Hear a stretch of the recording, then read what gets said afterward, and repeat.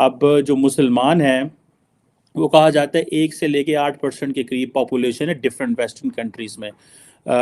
और लेकिन जो पॉपुलिस्ट इरा है, जो पॉपुलिस्ट पॉलिटिक्स है, जो पॉपुलिस्ट इश्यूज हैं, वो सबसे ज़्यादा जो है वो इमर्ज हुए हैं। के नतीजे में पूरे वेस्ट में एक वेव आ रही है जो लोगों को राइट की तरफ शिफ्ट कर रही है। इवन के जो सेंटर के लोग थे या लेफ्ट ऑफ द सेंटर के लोग थे वो भी अब कंजर्वेटिव राइट साइड पे आ गए हैं। और अगर यही हिसाब चलता रहा, जैसे कहते हैं पेंडुलम शिफ्ट होता रहता है, और ये पेंडुलम जो है ये शिफ्ट हो रहा है राइट साइड की तरफ। हमने देखा इटली में आई प्राइम मिनिस्टर, उन्होंने भी बड़ी सख्त जबान इस्तेमाल की मुसलमानों के हवाले से, मुसलमानों की माइग्रेशन के हवाले से। ये क्या होने जा रहा है? मुसलमानों के खिलाफ ये जो एक कैंपेन चल रही है कि उनको आने ना दिया जाए, ऐसा क्या मुसलमानों ने गलत किया है कि एक जो फार राइट पॉलिटिशियंस हैं, जो कि ज़्यादातर इकोनॉमी और चीज़ों पे डिस्कस करते थे, अब वो कल्चर, आइडेंटिटी, रिलीजन पे ज़्यादा जो है वो बहस कर रहे हैं। और मुसलमानों की जो बढ़ती हुई शिद्दत पसंदी है उसके खिलाफ एक रिएक्शन आ रहा है पूरी दुनिया में। ऐसे में तो हिंदुस्तान का मुकाबला नहीं कर सकते, वैसे तो हमारे टाकरे में नहीं, कभी भी नहीं कर सकते। ये ऐसे ये हमें गलत साइड पे लगाया जी, हम हिंदुस्तान का मुकाबला कर सकते नहीं कर सकते। लेकिन क्या वजह है कि वो बंदा पिछले 20 साल से लगा हुआ है इस्लामिज्म के बढ़ते हुए डेंजर के खिलाफ बोलने पर, और हत्ता के अब 20 साल बाद उसकी पार्टी इलेक्शंस जीत गई है। वो ये कहते हैं कि मैंने ये जितने भी ये जो सुनामी आया है इमिग्रेंट्स का, और ये जो अजाइलम है, मैं इसको बिल्कुल बंद कर दूंगा। और ये उनका इलेक्शन मैनिफेस्टो था, और वो तो ये भी कह रहे हैं हम यूरोपियन यूनियन से निकल जाएंगे।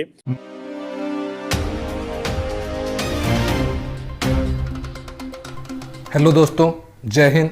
आप सभी का स्वागत है हमारे यूट्यूब चैनल इमो प्लैनेट पर। आज हम बात करने वाले हैं इस्लाम के बारे में, जो कि पूरे यूरोप में आइसोलेट होता जा रहा है। पूरे यूरोप के थिंक टैंक और पॉलिटिशियंस अपने देश में मुस्लिम माइग्रेंट्स और वर्करों को आने में लगभग पाबंदी बरती हुई है। अगर दोस्तों आपको ऐसे ही वीडियो अच्छे लगते हैं तो आप प्लीज हमारे चैनल को लाइक करें, सब्सक्राइब करें और अपने फ्रेंड्स के साथ शेयर जरूर करें। आज बात करनी है यूरोप की, और यूरोप के अंदर आपने देखा होगा कि अभी कल एक न्यूज़ आई है कि जो फार राइट डच पॉलिटिशियन हैं गेर्ड विल्डर्स, उन्होंने इलेक्शन जीता है, और उनके जो मैनिफेस्टो है वो तो बड़ा ख़तरनाक है।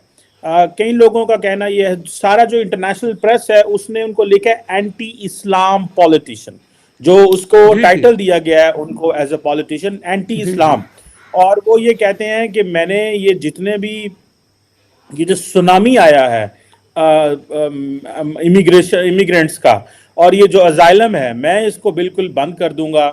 और ये उनका इलेक्शन मैनिफेस्टो था, और वो तो ये भी कह रहे हैं हम यूरोपियन यूनियन से निकल जाएंगे। आप कैसे देखते हैं? 6 से 7% मुसलमान हैं नीदरलैंड के अंदर।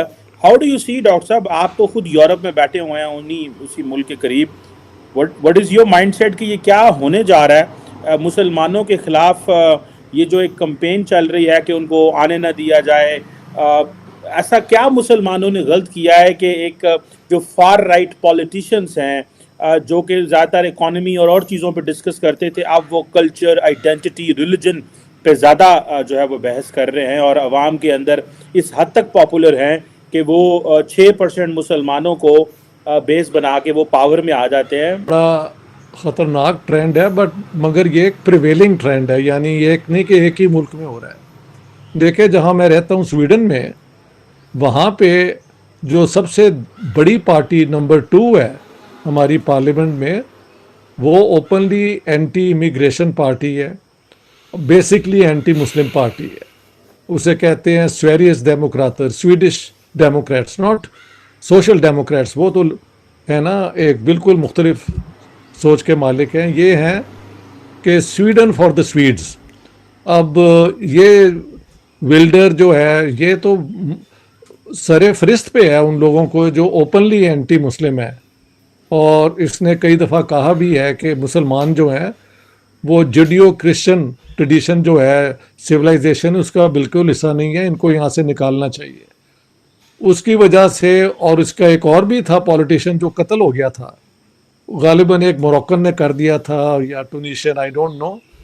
तो नेदरलैंड्स में ये एक अब जो मैंने भी चेक किया है कि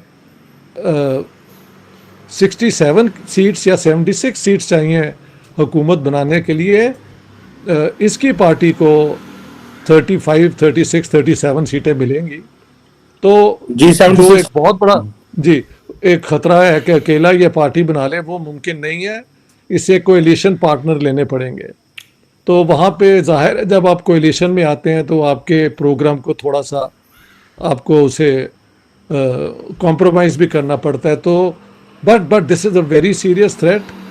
और ये इस्लामोफोबिया की, देखें इस्लामोफोबिया की दो तीन, एक तो है कि when you come from outside किसी भी सोसाइटी में, तो लोग एक ख़ास शक की नज़र से तो देखते हैं ना कि ये कौन आ गया है।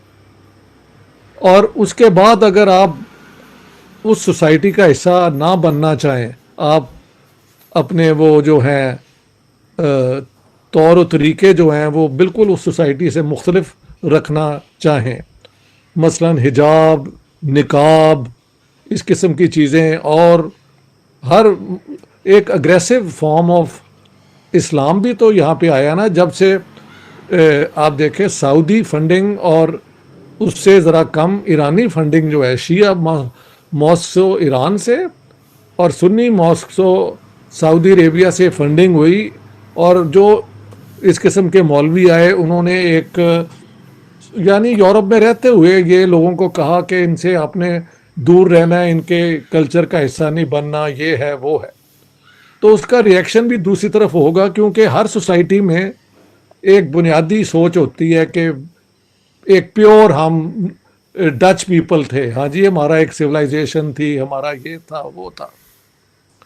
अब ये वो लोग आए हैं जो सिविलाइजेशन का हिस्सा ही नहीं है और हमारे they are hostile to our values.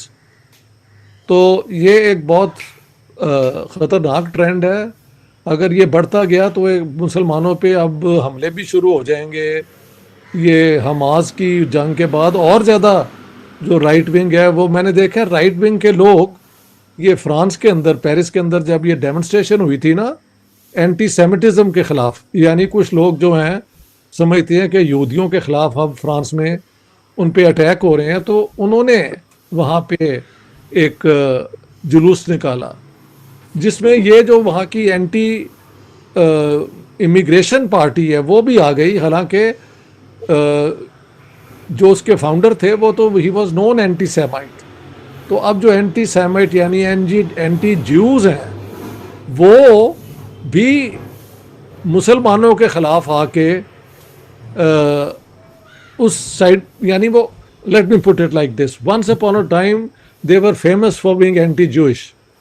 Now they have become anti-Muslim, लिहाजा इज़राइल का सपोर्ट या जो भी है वो करते हैं।